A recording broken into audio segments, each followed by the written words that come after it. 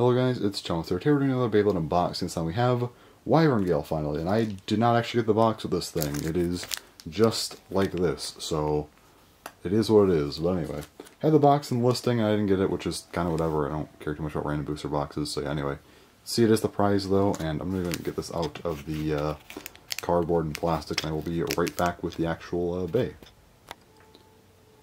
Alright, so I'm all good to go now. So let's start with the ratchet since it is the one reused part. It's 580, so we got this on Viper Tail a few months back. So here is 580. Dark green translucent plastic on the outside, pretty cool. And just transparent plastic in the center. That works. And then we have gear ball. So this is meant to be kind of a ball tip, but it's meant to be able to be a stamina bit that gets to the extreme line, which is an interesting idea. Again, I do like what they're doing with stamina types in Beyblade X. They're kind of trying to make them a little bit more distinct from defense types. So this is supposed to move around. Whether or not this actually works in battle, don't know about that. But yeah, it is still a cool idea nonetheless. And this yellow, a little bit of a darker yellow than I thought. I might have some comments on in a bit when we get the whole bit together. But yeah, gear ball, pretty nice. At least a cool idea nonetheless. Then we have WyvernGale, the blade itself. So yeah, it looks really, really cool. We'll come back to this part in a minute, actually, but anyway. This part, it's pretty dynamic looking, has a lot of slopes and stuff. The whole idea is airflow with this thing, which is meant to help it, spin longer, which makes sense. Looks very, very cool again, like just the, kind of the angles and stuff on the contact points. I did not expect them to be as dynamic as they are, so very, very cool. Yeah, looking really nice. Now, there is one thing I wanted to disprove here. I have seen some people mention, not a lot, but I have seen some people mention that there's like these little edges here, you probably can see them, where the ratchet goes. I've seen people mention that this adds burst resistance. It does not. It doesn't at all. I've also heard people say that this thing's molded differently and that it's like doesn't fit the ratchets as nicely. It's actually more loose. So I've heard both sides. If it is more loose, then it actually could impact burst resistance, because if the ratchet just doesn't stay on properly, it just falls off. Yeah, that could lead to more bursts. I don't know how true this is. Here's a comparison. I don't really see a huge difference in terms of the molds, but maybe I am just sleep deprived and not seeing it. But seem relatively close to me. Anyway, though, this part doesn't actually impact the ratchet to stay on. So basically, when X-Bays burst, sometimes the bit just comes off. The ratchet sometimes just stays on. Like, the main thing with the ratchet is like when it, the ratchet's on there, the outer part turns, and then the bit just sometimes comes off, and the ratchet stays on. You can burst like that. Therefore, the ratchet has no bearing. Oh, this part right here has no bearing on the burst resistance of the bay, because again, the ratchet just needs to turn, the bit needs to come out. The ratchet itself doesn't need to come off. If these parts actually manage to save the ratchet from falling off, it's still a burst. It doesn't actually have any improved burst resistance. I just want to point that out because I have, again, seen some people talk about that, and it's not true.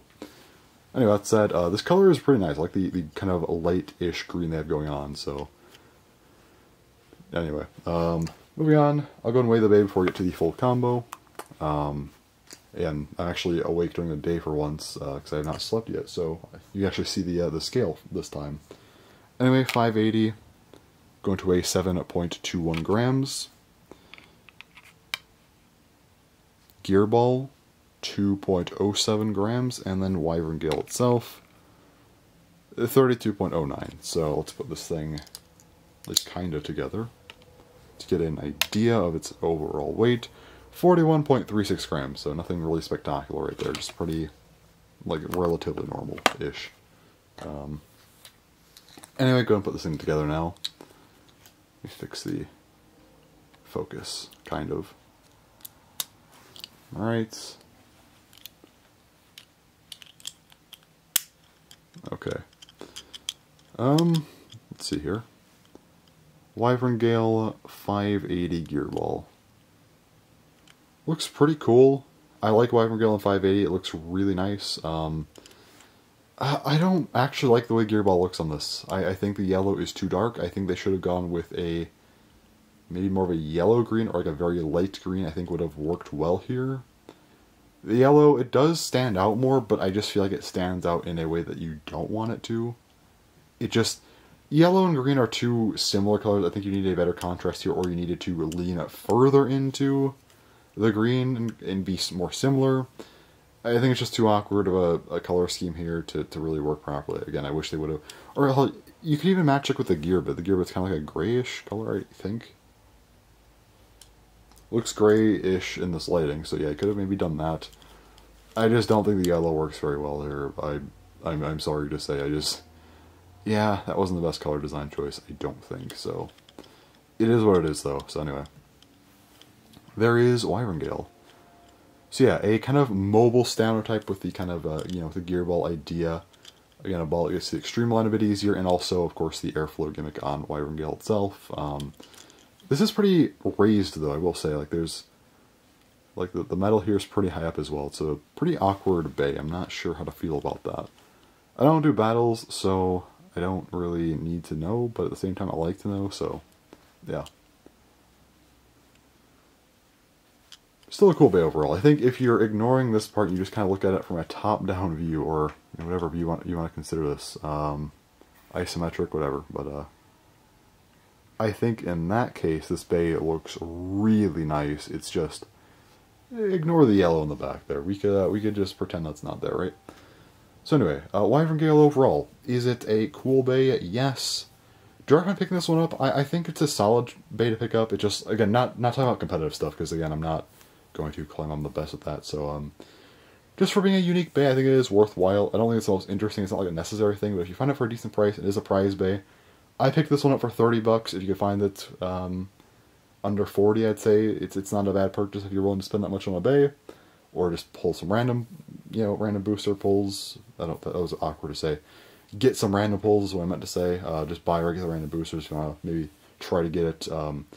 If you see it for like 50, 60 bucks, I'd say to pass up on it, because I know a lot of retailers will sell it for that much, and it's not worth all that. So yeah, if you find it for a decent price though, it's probably worth picking up. It is a cool looking bay. Again, unique enough idea, so I do like what they're trying to do here, but yeah. Basically all to say about WyvernGale, though, not an overly complicated bay, and again, it is Beyblade X, so there's just not much to say as, you know, there was with Burst, so. Anyway, that's all for this video, so yeah, thanks for watching, and bye-bye.